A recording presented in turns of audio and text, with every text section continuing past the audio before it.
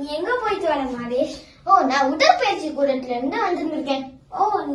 அப்படியா? நீ உடற்பயிற்சி கூடத்து என்னென்ன உடற்பயிற்சிகள் செய்வ? நிறைய உடற்பயிற்சி செய்வேன்.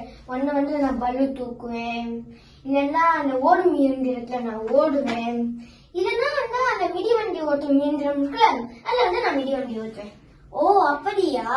இந்த உடற்பயிற்சிகள் அதனால் உடற்பயிற்சிகள் செய்வது என்ன நன்மை?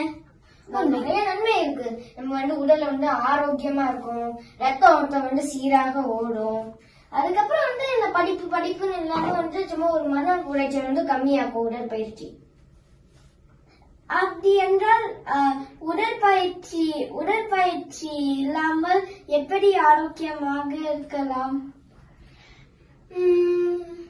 நிறைய பழங்கள் சாப்பிடலாம்.